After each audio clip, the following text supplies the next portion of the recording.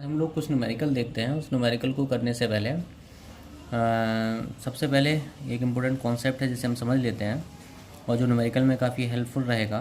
अगर कोई simply supported beam है और उसके मिड में अगर लोड नहीं लगा हुआ है तो उसके वो केस थोड़ा कॉम्प्लिकेटेड हो जाता है। और उस केसेस में उस पॉइंट पे डिफ्लेक्शन निकालना जिस पॉइंट पर लोड लगा हुआ है at point C. For example this is the problem in which there is a load applied at point C at distance A from the point A. Okay, तो कल मैंने बताया था कि ये डिफ्लेक्शन की इक्वेशन आ जाती है E I Y is equal to W B divide by 6L X cube minus W B divide by 6L L square minus B square into X when x is less than a. So this equation of the deflection is valid for section AC. तो हमें अगर जो C point पे deflection निकालना है, we want to calculate the deflection at point C पे निकालना है तो x is equal to A put करेंगे। तो पुट करके देखते हैं तो E I Y is equal to W B divide by 6L okay A का whole cube minus W B divide by 6L L square minus B square into A.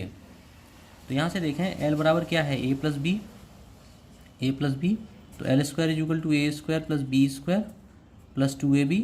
तो यहाँ पे L square minus B square क्या हो गया आपका ए square plus 2ab। इस value को उठा के यहाँ पे रखें तो E I Y is equal to आपके पास आएगा W B divide by 6L A cube minus W B divide by 6L A square plus 2ab into A.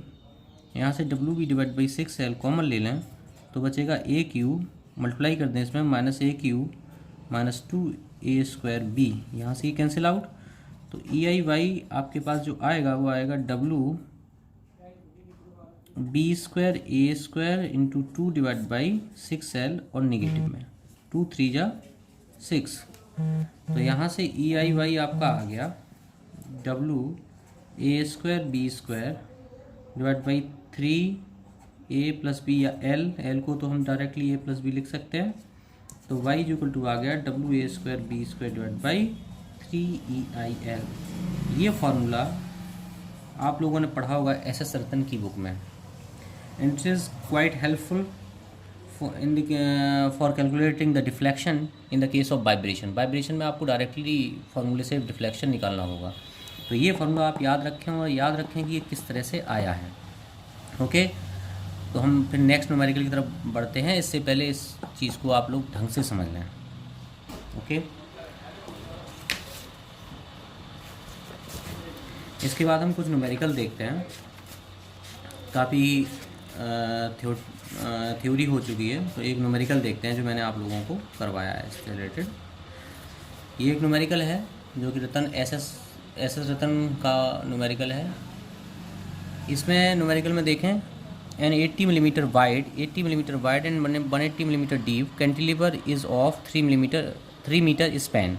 Total length span की दी है 3 मीटर। आपको इसकी जो बीम है इसकी विड्थ एंड डेप्थ दोनों दी गई हैं। It carries a uniformly distributed load of 6 kilo newton per metre. Intensity of 2 metre length of the span starting from the free end. यहाँ से फ्री एंड से एक यूडीएल लगाया गया है जिसकी intensity 6 kilo newton per metre है। Okay, determine the slope and deflection at free and यानी पॉइंट बी पे मुझे स्लोप और डिफ्लेक्शन दोनों ही निकालने हैं। यानी कि हमें बी पॉइंट पे थीटा बी निकालना है और बाई बी निकालना है, डिफ्लेक्शन और स्लोप दोनों निकालने हैं। तो इस तरह की न्यूमेरिकल को सॉल्व करने के लिए आप फिर दोबारा डेरिवेशन नहीं करेंगे। आप सिंपली सबसे अच्छा मेथड यूज़ कर सकते हो जो मैंने सबसे पहले यूज़ किया था, सबसे पहले बताया था।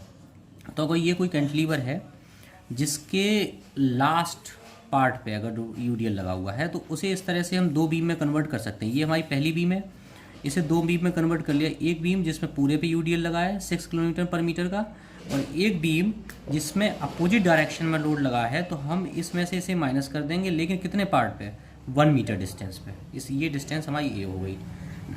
तो आप लोगों को अगर स्लोप निकालना है तो आप सिंपली वो मेथड यूज़ कर सकते हैं कि अगर कोई कैंटिलीवर बीम है उसके टोटल पार्ट पे अगर जो यूटीएल लगा है तो उसका स्लोप का फॉर्मूला क्या होता था, WL Q divide by 6EI।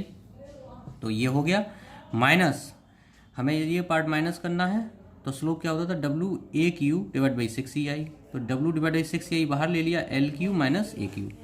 अब आई आप कैसे निकालेंगे, तो आई आप 1/12 BDQ, ये रेक्टेंगुलर सेक्शन है, विड्थ आपकी 80 है, 180 इसकी डेप्थ है, तो आपने आई निकाल लिया। यहाँ से आपने सारी वैल्यू पुट कर दी, तो ये आपका 0.00326 रेडियन ये आपका आ गया स्लोप। सेम आप डिफ्लेक्शन में ऐसे यूज़ करेंगे, तो हमें डिफ्लेक्शन निकालना है, तो डिफ्लेक्शन निकालने के लिए क्या करेंगे, deflection at point B is equal to deflection at point B for the beam second minus deflection at point B for beam third. तो आप लोगों ने पढ़ा होगा कि अगर टोटल पार्ट पे UTL लगा है, तो उस केसेस में ये फार्मूला था WL⁴ डिवाइड बाई या ω⁴ डिवाइड बाई ATI माइनस जो ये वाला पार्ट है, इसके लिए आपने डिफ्लेक्शन कैसे निकाला था, ये पॉइंट आपका अगर B था, तो यहाँ पे आप क्या निकालते थे, Y B is equal to Y C plus ये डिस्टेंस, अगर टोटल डिस्टेंस L होती थी तो L minus A into slope at point C, ये फार्मूला लगाते थे, तभी तो इसका डिफ्लेक्शन निकलता था इस तरह की लोडिंग का। तो हम यहाँ पे यही मेथड यूज़ करेंगे। तो यहाँ पे आपको निकालना है, तो टोटल जो इस यहाँ पे है ये A डिस्टेंस तक UTL लगा हुआ है, तो यहाँ तक डिफ्लेक्शन हो गया WA⁴ divide by ATI plus L minus A into WA का whole cube divide by 6EI। ठीक है, अब यहाँ पे L is equal to 3 metre और A इज इक्वल टू आप 2 मीटर रखेंगे। यहाँ पे L और A इज इक्वल टू आप यहाँ पे 1 मीटर रखेंगे, ओके, यहाँ पे 1 मीटर रखेंगे, और L माइनस ए जो टोटल है ये 2 मीटर रखेंगे। यहाँ पे L minus A is equal to 1 metre और L minus A is equal to 2 metre रखेंगे। फिर आप इसे सॉल्व कर सकते हैं, तो आप डिफ्लेक्शन एट पॉइंट B निकाल सकेंगे, जिसकी वैल्यू आपकी ये कैलकुलेशन है। बाई बी जो है आपका 7.4 मिलीमीटर आएगा, Y B is equal to 7.4 millimetre आएगा। तो आप ये कैलकुलेशन कर सकते हैं कि आपको W पता है, टोटल लेंथ पता है, E पता, I पता है, ये आपका 1 मीटर है, L माइनस ए 2 मीटर है। इन डिस्टेंस को मिलीमीटर में रख के और आप सॉल्व कर सकते हैं। Okay, thank you.